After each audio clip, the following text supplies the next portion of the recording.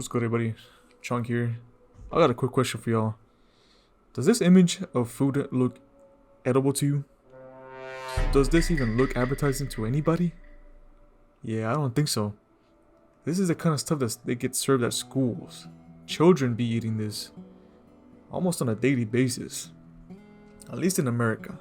Now, of course, I'm not saying school lunch was always good. It never was appetizing, to be fair. But there was a time, at least in the early 2000s, where food was actually kind of palatable. I mean, it's alright, like... It was consumable, and it wasn't the most terrible abomination you'd ever seen as a kid. But compared to now, holy... Yeah, these lunches are actually abominable.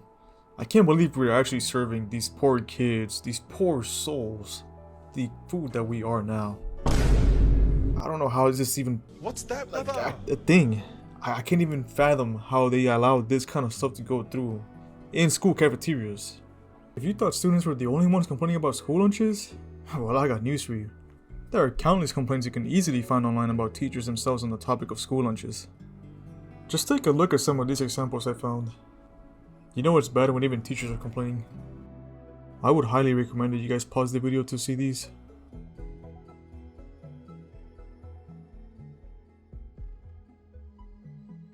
Seriously, these poor kids are having to eat moldy and rotten food. Not just that too, but some of the juices and milks, man, they are just slimy and disgusting. Also, I don't know about you guys, but why are schools never offering just plain fresh water?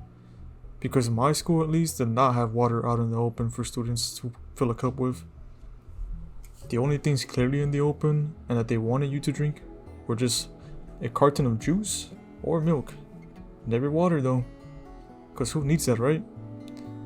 You have to go out of your way to ask the lunch ladies if they even had a water dispenser somewhere. What I noticed instead is that students would grab their own bottles, bring them from home, and fill them up with water from a fountain. If school did not have any disposable cups during lunch, and you didn't bring your own bottle, well, looks like you're tough out of luck. You're not getting water. You're gonna have to drink this juice and milk. I know damn well those kids are not gonna go drink water from a fountain during their school lunchtime, just to pass their food down. Like what? I'm surprised that nobody really talks about that. In Europe, a lot of countries there, or just anywhere in the world for that matter, water is the main drink that is offered to students for their lunches at school. Not any of this milk or juice that you drink basically every day at lunch. I saw this one video on YouTube where American students were reviewing school lunches from around the world, and I noticed not a single country offered something other than water. Let's be honest for a second. What would you rather have for a drink at school? Plain fresh water? Or drink borderline expired milk and juice with enough sugar to beat the daily recommended intake for a child or teenager? I'm pretty sure anyone with a working brain would pick water.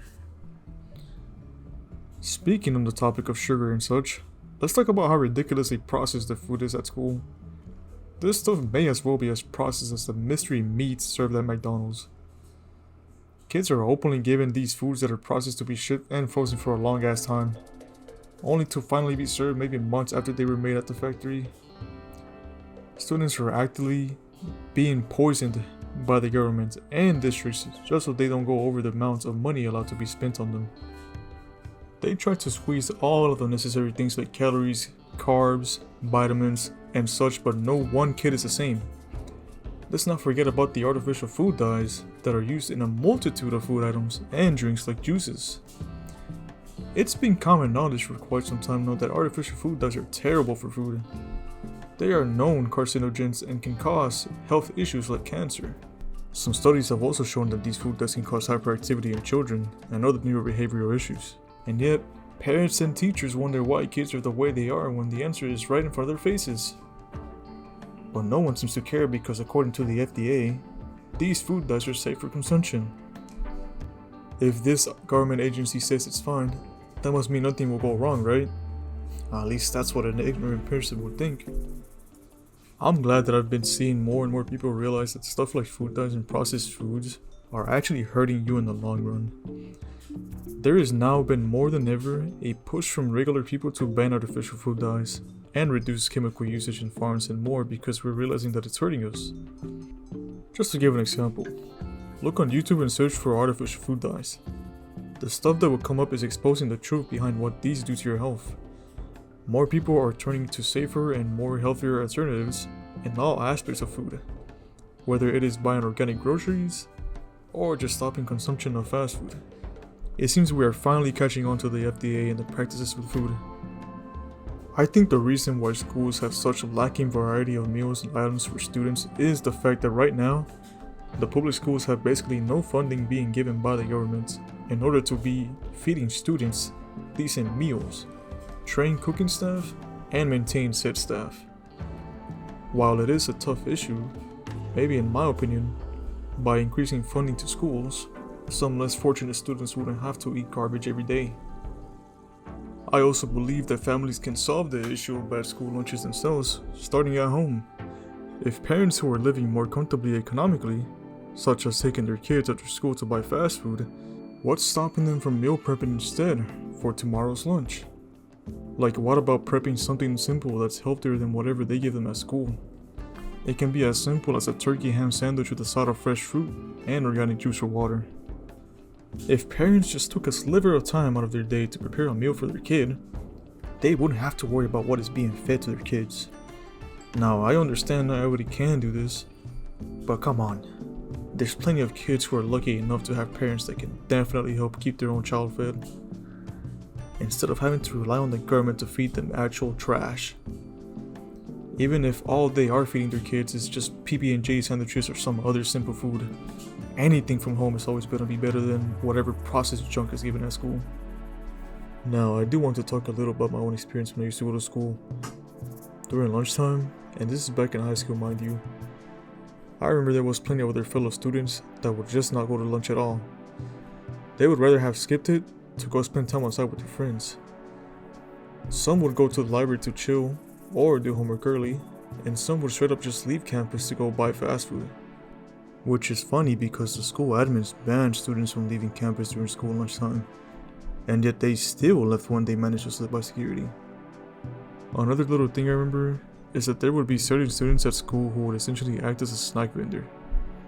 They would bring a variety of snacks from home that they would buy in large batches and bring them to school to sell for money. And yes, they would also make profit while doing all this. They would sell those tiny chip bags for $1 each, if not a little more too. And yet fellow students would still buy them. It's also worth noting that not one singular teacher cared about anyone doing this. It was just the administration staff that made a big fuss about it. Because students would prioritize these snack vendors over school lunches. So you can imagine it wasn't a good look for the district. I'm sure some of you guys can relate to this experience. Going back to something I sort of touched on already, I'm pretty sure the option of getting rid of free school lunch is somewhat realistic. Now hang on. Before you start getting mad at me in the comment section, let me explain why I say this. In countries like Australia, Germany, and New Zealand, just for a few examples, it is common practice for kids to be expected to bring food from home for lunchtime.